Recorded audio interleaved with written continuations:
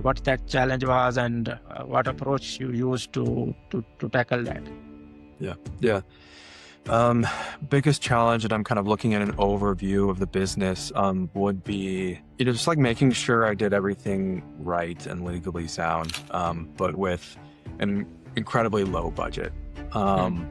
That's the challenge there. So what I would recommend if anyone's starting up a private practice or whatever, if you have a couple grand, pay someone to help set up the company, like get everything set up, ask them all the questions you can, but it'll save you a lot of time and headache.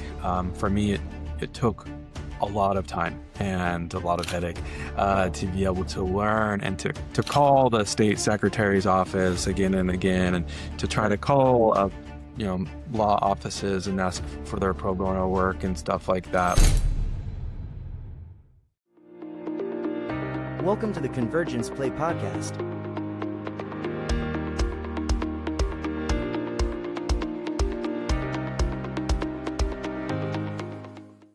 I was going through your profile, and in fact, we are talking to founders and owners from mental health space during this week, and I was impressed with your overall experience in this area, in this space. And of course, what we want to, I think the good starting point will be if you share a little bit of your journey with us, and also what is your vision and mission behind Smoothstone Counseling, what exactly you are offering at this practice. Sure. Yeah. Thank you. And thank you for having me here as well. Again, my name is Porter Charles, and my licensure is LICSW, excuse me, in the state of Massachusetts. That's the terminal level of licensure that a social worker can have. So my background is through social work. I'm still a psychotherapist, and what the credential stands for is licensed independent clinical social worker. So what that means is that I can practice by myself. And there's a few years worth of additional training and supervision that have to be done in order to be able to get there.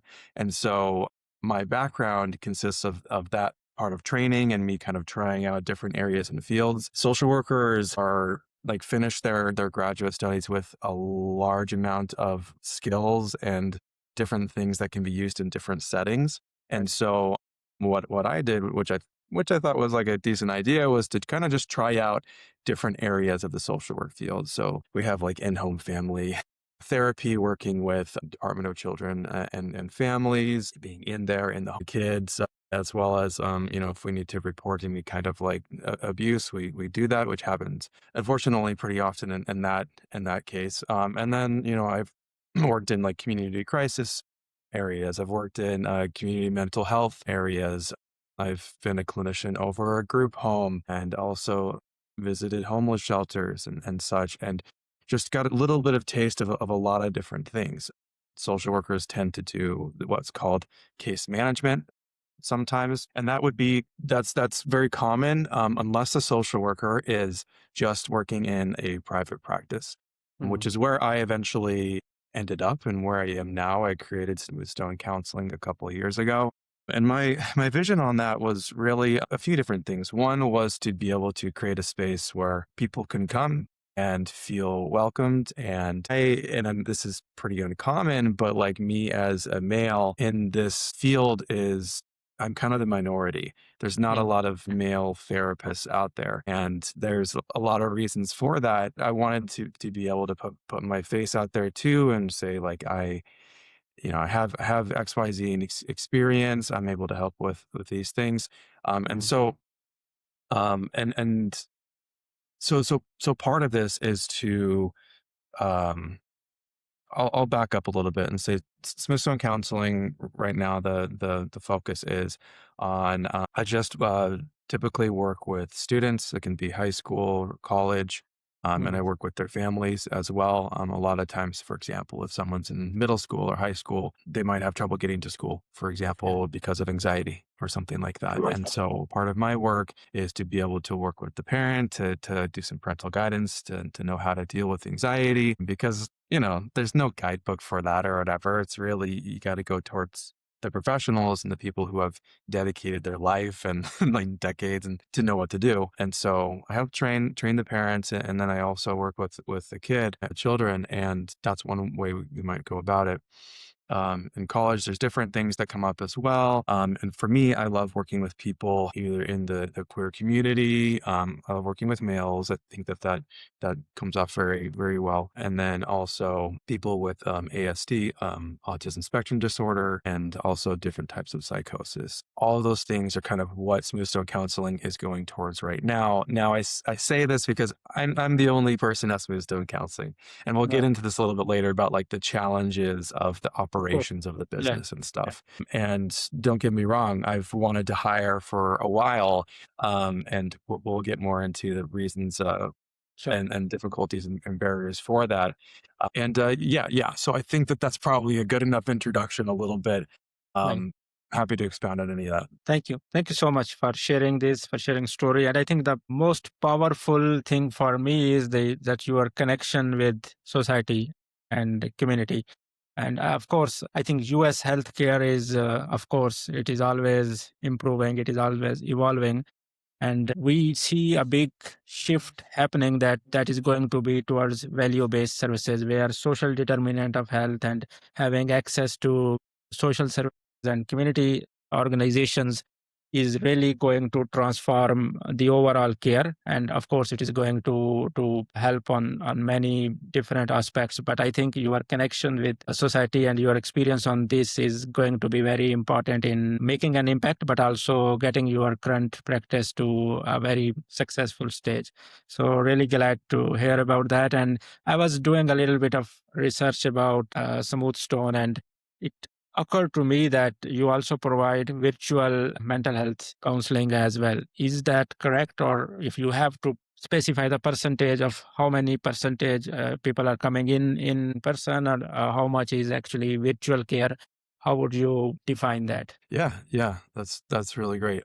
So I'll kind of answer both questions. One is that, yeah, I think that it is accurate to say that social workers specifically, even among the different therapeutic fields, tend to have a little bit of a life pulse on society, more Yeah. so than any other profession that I can think of, at least, Right. because we are typically the ones who are on the ground and starting up initiatives and all these different things.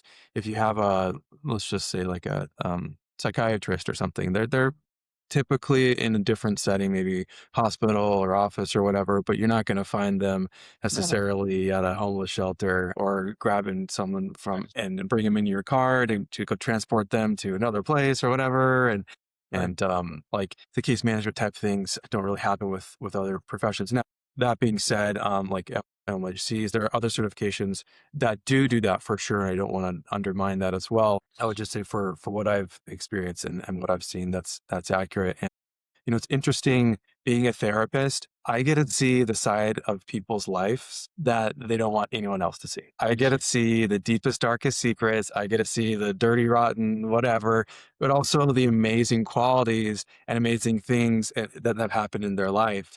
And so, yes, like I feel like I get a pretty good pulse on society and what people need and what they don't need, or when they're faking, when they're not.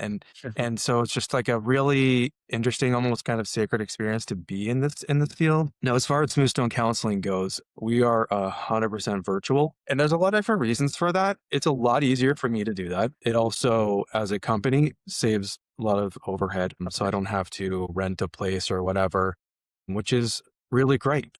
This might be something we touch on a little bit more, but social workers, even with the amount of emotional work that we do, but also all the other type of work that we do, we're typically incredibly underpaid.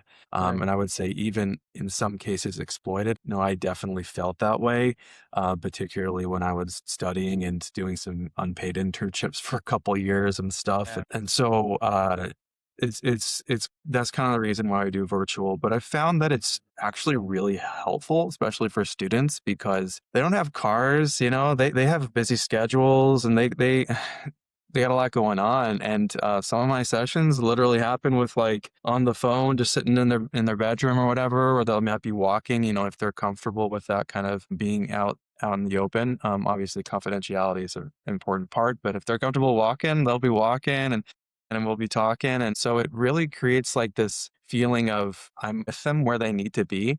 And Right. I love, and I've seen from my experience being in the homes of my clients is really insightful because, like, for example, when I did in-home family therapy work, parents might be saying this, kids might be saying this. I go in the home and I see actually how it is. You know what I mean? Like I see the bottles there, or I see or I smell this, or I see the Yeah. broken whatever. Yeah. And I'm like, okay, all right. So someone's perception's a little off. So for me, virtual, I get to see their background, I get to see other things, and get to see, if someone's yelling in the background, and it gives me additional information to know, not to judge them, but to Absolutely. know what's really going on, because people lie to therapists. Right. Sometimes they'll go to therapists for just validation and stuff. And it's, Right. we're here to help people grow and to see the things that they can't see. So I just want to share one small insight that many people we recently talked to, many especially in the mental health space, they are using virtual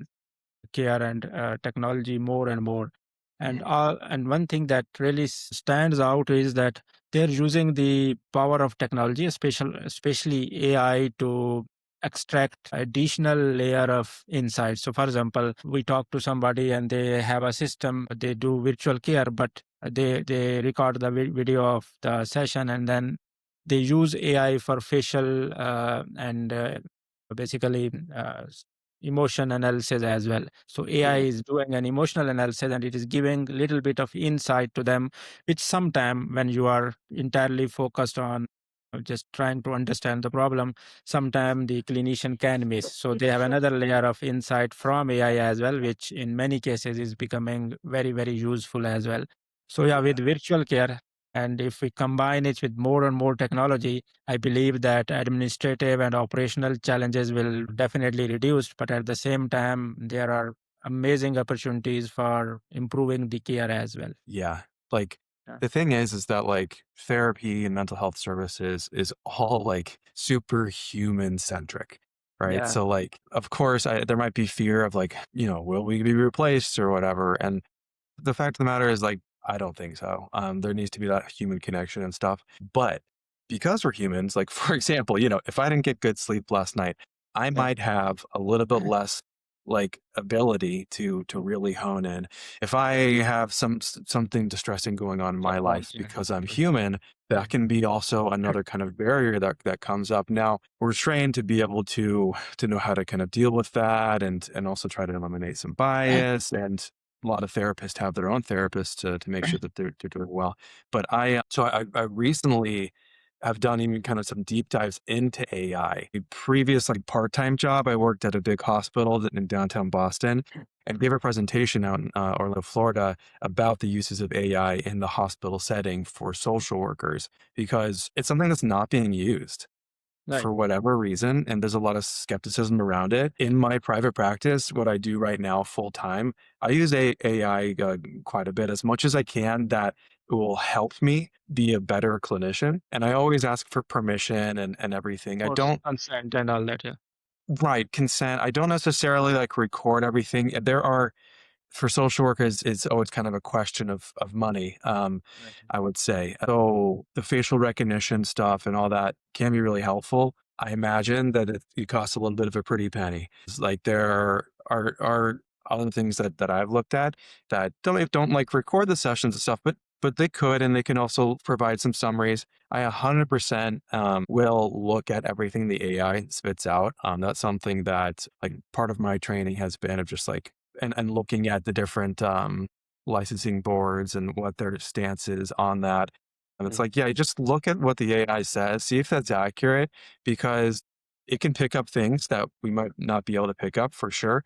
And it is 100% better at writing things than it is for me. I mean, I can talk to people, but when it comes to like formally writing things, oh my gosh, AI is a lifesaver. And so, yeah, there's pros and cons there. And then for like the human touch of it too, because like, all right, like one upgrade I've seen in some AIs that I use is just like making sure it's using the right pronouns. Like that can be really important, especially with like the community that I tend to work with. Also, just like it might like misquote something, or it might say like put emphasis on something that really I don't for, because even in my writing, I like to keep things pretty general so that it protects them, the client, if it ever is subpoenaed or anything like that. So yeah, like it's just, here's the other thing too, is that there are AIs out there that are going to revolutionize all of this. Like if there's a therapist out there who doesn't use AI or whatever, my feeling is that they're going to get left behind. Like there are AIs out there who do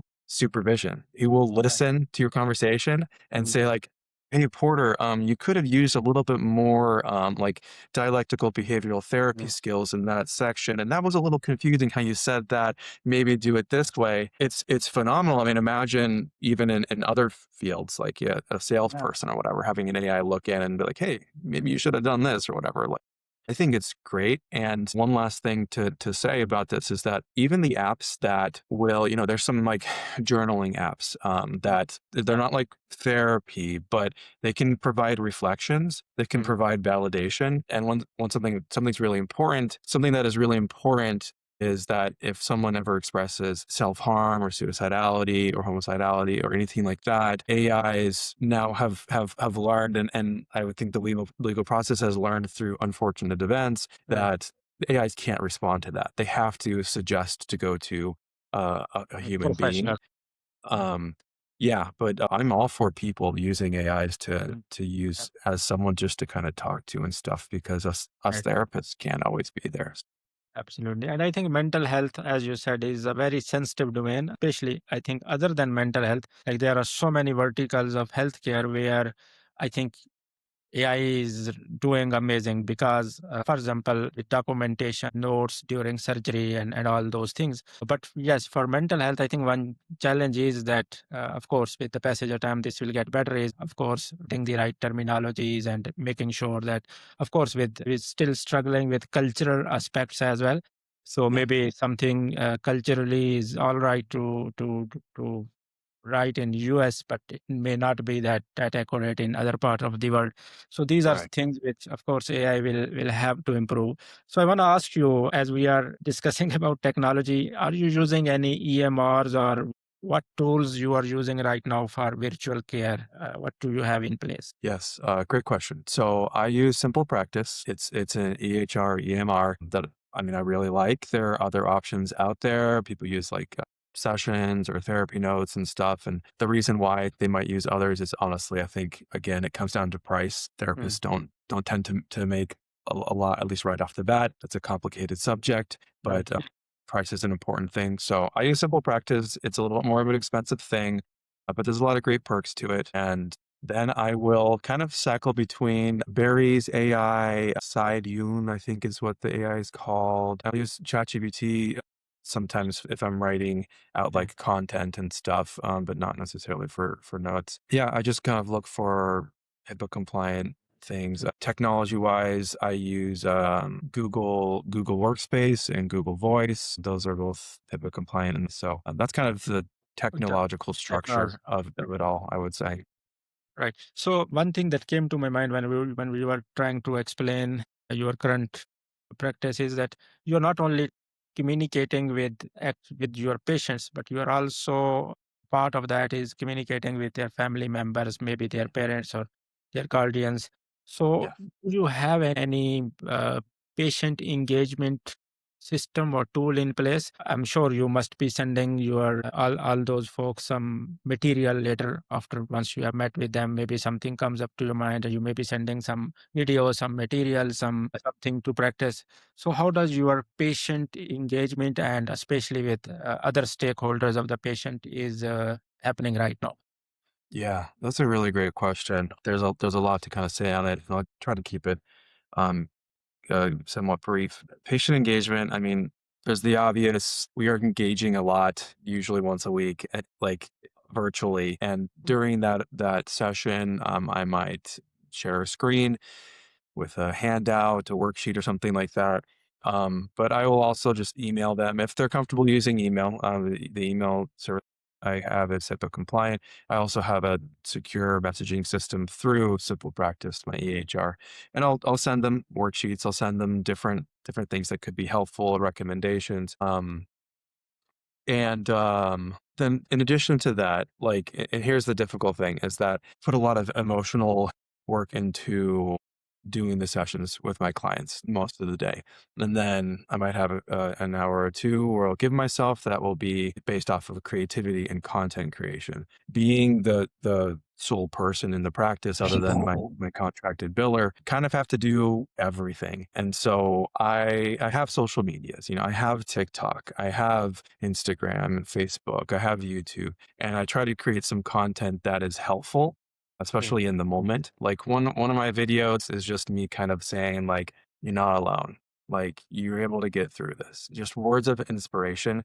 And then there's some videos that are more like educational, like, is this love or is this anxiety? You know what I mean? And I love making those videos. They take a little bit of time. It's not my exact like professional background. And right now I'm actually making something I'm very excited about, which is like this online course that is kind of a parent's guide of how to help children get to school who are really anxious. And that's the goal of Smoothstone Counseling as well, is to, I want to put out content. I want to put out education, because I don't want this just for Massachusetts where I'm licensed, for the world, for the country. I mean, I would say right now probably just English speaking, but like I want it accessible because these things can be helpful for everyone, even if you have to adjust a little bit culturally, which is where a little bit of my side projects come in. I have a podcast that I do that I use a lot of AI to do it, and it's very educational, called Culture Hug Podcast.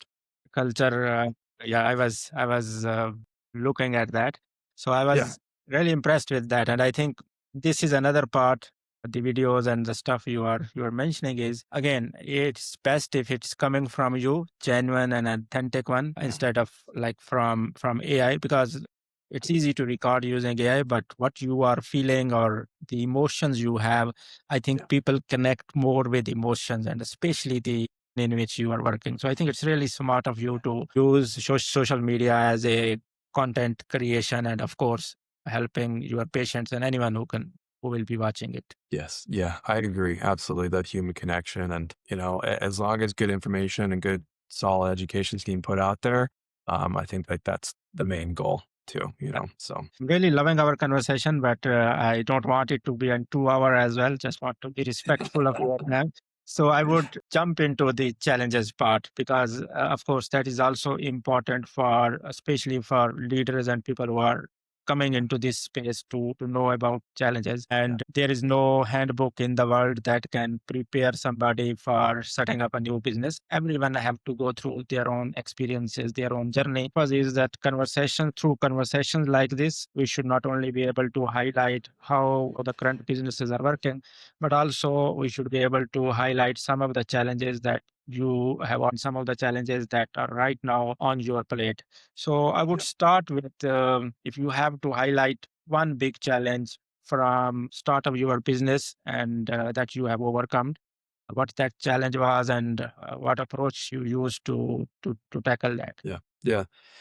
Um, Biggest challenge, and I'm kind of looking at an overview of the business, would be, just like making sure I did everything right and legally sound, but with an incredibly low budget. That's the challenge there. So what I would recommend, if anyone's starting up a private practice or whatever, if you have a couple grand, pay someone to help set up the company. Like, get everything set up, ask them all the questions you can, but it'll save you a lot of time and headache.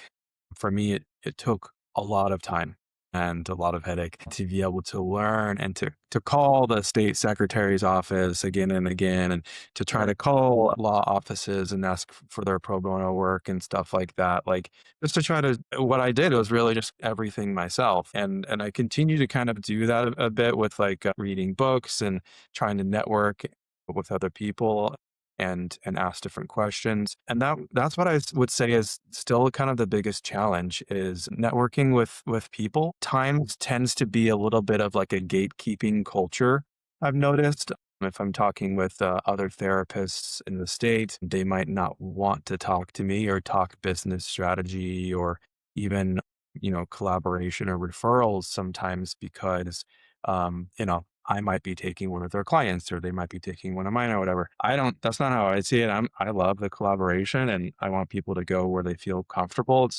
I'm not like, there's plenty of people out there, but I've experienced that where there's that kind of closed off bit. In addition, like, we talk about challenges, the old school way of doing things. Going door to door, business to business, handing out the flyers and all that. Did that for a couple months, really hit the ground hard doing it, and didn't really show much good results at all. I found that in order for people to find therapists, there's still kind of a lot of barriers and confusion on how to do it. I recommend using like the databases out there like Psychology Today or Therapy Den or whatnot. Even more helpful sometimes than calling your insurance and asking, because sometimes those are up to date and sometimes they're not. And so what was I going to say? Yeah. Like asking your doctor, I've noticed I've called so many doctors' offices and tried to just talk with someone and introduce myself. I've been there in person, and my specialty is within the age range of most of their clients, and they don't even want to put down my information and stuff like that. And I don't know how people get into those kind of networks without an in or maybe you're friends with the doctor personally or something like that. But yeah, even schools, things like that, it's just like they're like, no, we don't want you. So I found that difficult in a world where there needs to be so much more help and mental health, so much less stigma. And I find myself, if I find it hard to be able to put myself in front of people or connect to the places where they're needed the most. It's complex. And I would say that's a challenging part. But to ask you, if hypothetically speaking, if you have access to funds right now and you have to tackle one area of your business, for example, operations, administration, technology, or integration, as integration is a big aspect of for healthcare, that you need to be connected with many other Mhm. systems and partners.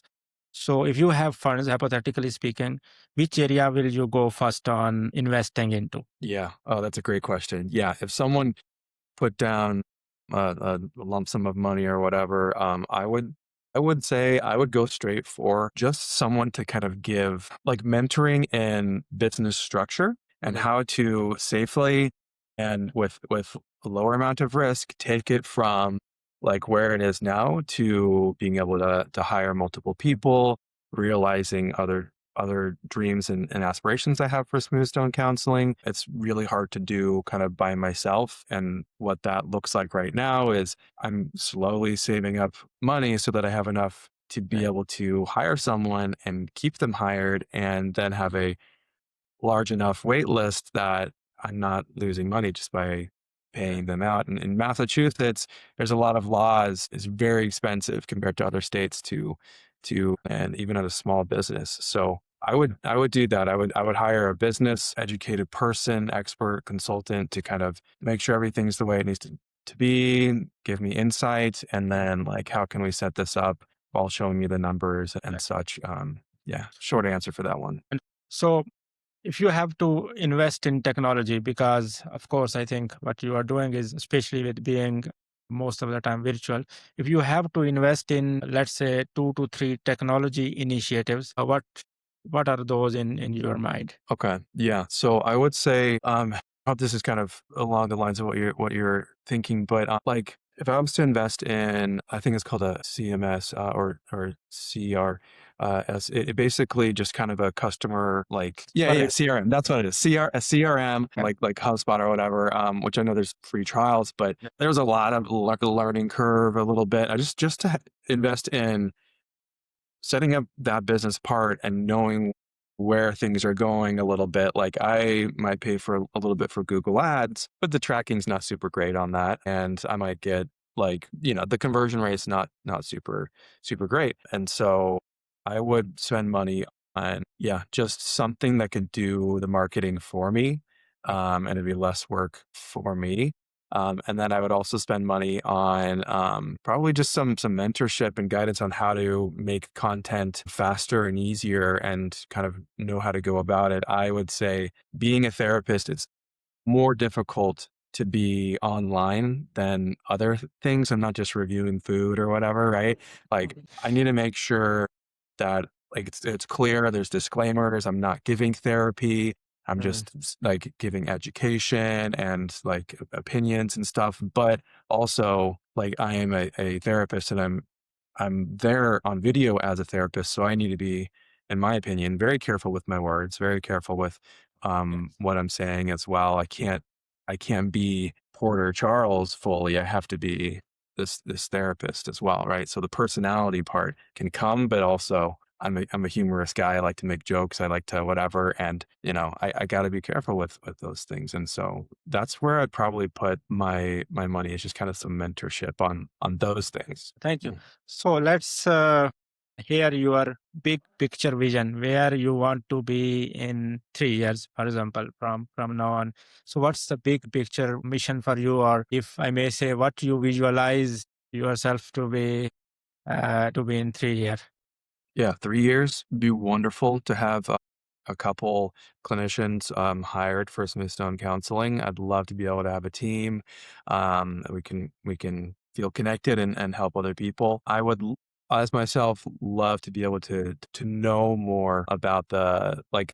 I got a business management minor in college, but like I feel like I need an MBA, you know what I mean? To be able to feel more secure and confident in kind of the business structure going forward and stuff, and with the mental health side of things.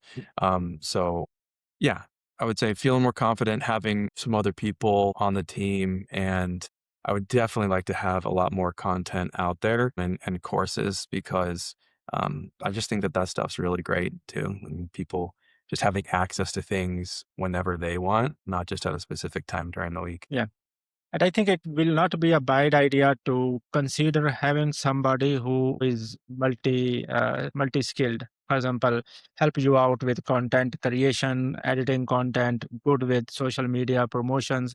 Likewise, if they can help you improve some of the administrative work and maybe bring in little bit of technology. So somebody who can use technology, use AI where needed to help on optimizing a lot of administrative and operational things, but at the same time with help with content creation. And I think that we all are moving towards a gig economy area where there will be a lot of people with multi skill sets and doing all this, which like there right now there are big companies with individual employees doing smaller chunks of all these things. So maybe I think just a thought from my side. It can be something on your roadmap to consider to help you overall with many aspects. Love that. I love that. Yeah. No, I totally agree. That would be a really good addition. Yeah. So thank you. I think we are a little over time, but the conversation was so good that I lost track of that. And I think I was able to ask everything I thought about. But thank you for your great responses. Kept me engaged and I loved the conversation. Do you have anything for me? Anything you want to ask me? Please feel free to. Yeah, well, I'm also thankful, and I think that's what you're doing and the questions you're asking and the vulnerability that you're bringing up with executives and people who are in kind of a higher level of things. It's important to ask on all different levels, and also just the appreciation of the focus that you have on mental health as well. I think it's a field that can improve a lot. And there's not enough eyes on it, and there's not enough funding, honestly, in it as well. I think it Yeah. can definitely improve worldwide from what I've seen. So I guess my question to you is, what are some ways that you have in mind to continue to bring eyes on and support revealing what needs to happen in kind of a mental health? Yes. Does that make sense? Absolutely. No, no, that's a great question. And so our goal behind this is exactly the same, that we first of all want to collect as much intelligence as much possible for listeners. So they should, of course, they should be aware of some of the challenges and they should be aware of what to do and what not to do when they are getting into this space. But we also, along this way, want to build a good network as well. So, for example, I talk to you, I talk to somebody else, and if I came across a solution that I feel will be useful to your practices, your business, I would love to refer those over to you. Just for example, as I was mentioning to you about the sentiment analysis, somebody is doing sentiment analysis for mental health discussions. So it's I was when we were having the conversation, I thought it would be great for me to introduce you to them and see if that's something you would help you or not, and likewise. So what we are trying to do is create a good community, create a good network of people, and I think you also brought up this pain point that there's not enough welcoming network of people out there. There are gatekeepers. It's very difficult to go through the traditional mediums that are in place right now. But if we are able to connect owners, C-level executives, thought leaders through this platform, I think this can end up helping a lot of people. So our mission and vision is that keep doing this more and more, talk to as many people as we can, get their stories out. And in this journey, if we are able to connect some individuals and see if they can work together and improve each other's businesses, that would be the ideal outcome for us.